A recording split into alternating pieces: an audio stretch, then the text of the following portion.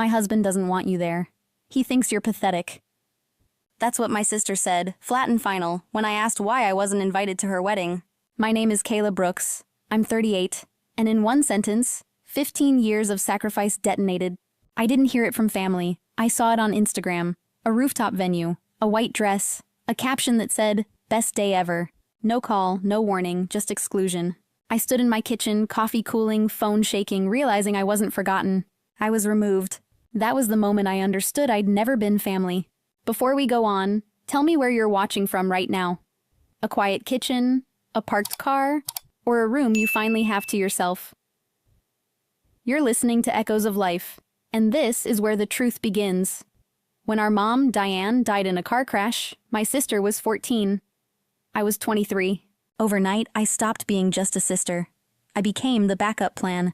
I dropped out of college, waited tables at night, sold insurance during the day, whatever paid. I learned the sound of an empty fridge humming at midnight, the smell of cheap detergent on borrowed uniforms, the math of stretching tips until Friday. I made sure Laney ate, went to school, had shoes that fit, had notebooks, lunches, field trips paid. She wanted to be an engineer. I paid the tuition, every semester, every lab fee, every unexpected charge. When she graduated, I stood in the back row, clapping quietly, already thinking about rent. When she got her first job, I bought a loft condo in Kansas City's Crossroads. $350,000. Brick walls, tall windows. The title stayed in my name. It was easier that way. I told myself it was temporary. I also opened a Europe study fund. $35,000, monthly deposits, tax refunds, bonuses I never spent. I didn't call it sacrifice. I called it responsibility. Over time, bills came to my address. HOA notices, utility alerts, insurance renewals, auto drafts I stopped questioning. When Ethan entered her life, the language changed. Support became control. Help became strings. Laney started saying it too. You always step in. You don't let me fail. You don't trust me. I told myself this was growing pain. That love gets blamed when independence knocks. I thought consistency would earn respect. Instead, it built expectation. The invitation wasn't taken away suddenly. It was being withdrawn quietly, one payment at a time. I found out about the wedding the same way strangers did. Instagram. Mid-scroll. A rooftop at sunset. Laney in a white dress. Ethan in a black tux. String lights stretching across the sky. Champagne glasses raised above smiling faces. The caption read, "Best day ever." My coffee mug slipped in my hand. Hit the counter hard. Didn't break. I wished it had. I stared at the screen until it blurred. Refreshed the app once, hoping it was wrong. It wasn't. I opened the comments. Congratulations everywhere. Heart emojis. Friends tagging each other. I wasn't tagged. I wasn't mentioned. I wasn't there. I checked my messages. No missed calls. No text. I called her, straight to voicemail. Again, voicemail. By the 7th call, my thumb hovered, then pressed. This time it rang twice. Ethan answered. Not Laney. What now? He said, like I was a telemarketer. I asked to speak to my sister.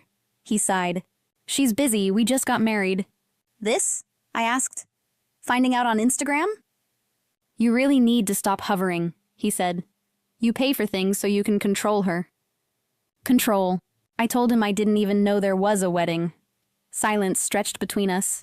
Then Laney's voice came through. Quieter. Careful. He's not wrong, she said. You always step in. You make decisions. You don't let me handle anything alone. I asked one question. Do you want me to stop helping? She didn't answer right away. I heard a drawer close, glasses clink, muffled music from another room. That's not what this is about, she said. But it was. After the call ended, no one called back. No apology. No explanation. No, hey, are you okay? Just silence. The next days moved slow. I went to work. Smiled when I had to. At night, I sat at my small kitchen table with my laptop open. Electric bill, internet, parking pass, streaming services, HOA dues, mortgage notice, all under my name, all feeding their life. Laney posted honeymoon photos, hotel balconies, hashtags about finally living. My phone stayed silent. I lay awake listening to the fridge hum, counting payments instead of sheep.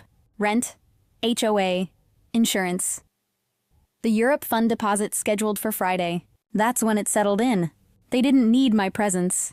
They needed my coverage. And as long as I kept paying, they never had to choose me. They could have everything I provided. They didn't have to share the day with me at all. They wanted independence, but they still lived on my balance sheet. If this were your family, what would you do? Comment 1 to keep paying and stay close. Comment 2 to stop paying and keep your boundaries. I couldn't leave it at a dropped call. That night I grabbed my keys, locked my apartment, and drove toward Crossroads. The city blurred past my windshield. Headlights, brake lights, nothing sinking in. Ethan and Laney's building rose ahead, glass and bricks stacked over the street. I parked in a guest spot and sat for a moment, hands tight on the wheel. Then I got out, walked through the lobby and took the elevator up. Outside their door, I knocked 3 times. Firm, no hesitation. Laney opened it a crack, then wider. She wore an oversized shirt, bare feet on the hardwood. Boxes and wedding gifts filled the living room. "What are you doing here?" she asked. "We need to talk," I said. "Just us." Ethan appeared behind her, phone already in his hand. "Anything you have to say," he said. "You can say in front of me." I looked at her, not him. "You let him call me pathetic," I said. "You agreed I'm controlling. Say it to my face." She shifted her weight, eyes sliding away. "It's not about the word," she said. "It's how you make us feel." "How I make you feel," I repeated. "Or how much I pay." Ethan lifted his phone a little higher, camera open. "Careful," he said. "You're very emotional right now." Behind him I saw boxes labeled kitchen, office, bedroom. Every label stacked inside a condo my money carried. "You live here because I signed the loan," I said. "The Europe fund is mine. Every payment hits my account." Laney crossed her arms. "We appreciate it," she said, "but it always comes with speeches." Neighbor doors started cracking open. A man in sweats leaned on his frame, phone up, recording. Another light clicked on down the hall. "Family drama," someone whispered. Ethan smirked. "See?" he said. "This is what we mean. You turn everything into a scene." My voice dropped lower. "You really think this is about attention?" I asked. "It's about control," he said. "You're not the parent. You're not the hero. We're adults now." Laney nodded once, didn't meet my eyes. "You wanted distance," she said. "We're just taking it." The hallway felt smaller. The air tasted stale and thin. I looked at his camera, her folded arms, the neighbor's blinking red light. I could argue, list numbers, beg, or I could listen to what they were actually saying. They didn't want my presence. They didn't want my history. They wanted my signature. That was the night I stopped being their safety net and started being my own. Back home, I didn't cry. I took off my shoes, hung my keys on the hook, turned on the kitchen light. The condo felt small, but for the first time, it felt like mine. I opened my laptop on the dining table, pulled in a chair, created a new spreadsheet. Column 1, asset. Column 2, value. Column 3, legal owner. On the first line, I typed, Crossroads loft condo, $350,000. Owner, Kayla Brooks. Second line, Europe study fund, $35,000. Owner, Kayla Brooks. Third line, airline tickets for 2 to Europe, $8,000. Paid on my card. Then I added the pieces no one ever thinks about. HOA dues, property tax escrow, internet, streaming, parking, insurance. All of it tied to my name. The total stared up at me. Over $400,000 wrapped around their version of adulthood. I scrolled to my contacts. Found Morgan Reed, a corporate attorney I knew from work events. Hit call. She sounded tired. "Everything okay, Kayla?" "Quick question," I said. "If every account and deed is in my name, can I unwind things without them stopping me?" She asked for details. I read from the screen. Condo deed, loan, 529 plan, tickets, utilities. Sole owner, no co-signers, no written promises. She was quiet a moment. "You're clean," she said. "You can sell, close, cancel. Worst you face is taxes and fees." "Any chance they can claim I gifted it?" "Not legally," she said. "Not without documents. Emotion isn't a contract." My chest loosened. Not happy, not relieved. Just clear. After we hung up, I opened a second tab. Action steps. Call airline. Cancel tickets, request refund, contact investment firm, drain the 529, accept the penalty, hire my realtor, list the condo, move fast, cut utilities, end subscriptions, change every shared password. Each line got a deadline. Each deadline got a box. One by one, I checked them. The next morning, I called the airline first. Both tickets canceled, refund on the way. Then the 529, closed. Balance heading back to me minus a small hit. Next, my realtor.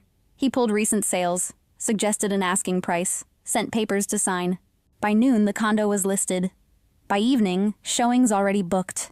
I stood at my window that night, city lights blinking below. Somewhere across town, they were planning a future they thought was secured. I didn't send a text. I didn't leave a voicemail. They wanted independence. They were getting it. Not the pretty version from their rooftop photos. The legal version. The financial version. The kind that comes when the net is gone, and the fall is theirs alone. Independence started the moment I stopped paying for it. 4 months passed before I heard from Laney again. I was in a video meeting when an unknown number flashed on my phone. I let it ring once, stepped into the hallway, and answered. "Sis, it's me," she said. Her voice was wrecked. "I had to borrow a friend's phone. You blocked mine." She talked fast. The influencer deals never landed. The one big contract collapsed. They spent the advance anyway. Credit cards maxed out. Late notices stacking. Ethan gone most nights. Then one day, gone for good. "I was wrong," she said. "About the wedding. About you. About everything." Old reflex reached for my keys, my laptop, a plan. I kept my hands still. "Can I stay with you?" she asked. "Just until I get back up." "You wanted independence," I said. "Now you have it." "That's not fair," she whispered. "Fair?" I asked. "You cut me out while spending money I bled for. You called it control, so you didn't have to call it help." She started to cry. "You're my sister." "I was," I said, when respect was still in the room. I didn't yell. I didn't explain. I just drew the line and left it there. Then I ended the call and blocked the number. These days, my life is small but steady. A condo I chose for myself. Morning coffee in a quiet kitchen. Weekends with hikes, bookstores, and friends who ask how I am without needing a receipt. I think about Laney sometimes. I don't check her profiles. Sacrifice didn't make me family. Boundaries didn't make me cruel. I didn't lose a sister. I finally stopped abandoning myself. If this story resonated with you, like, share, and subscribe. Echoes of Life will bring more stories of quiet strength.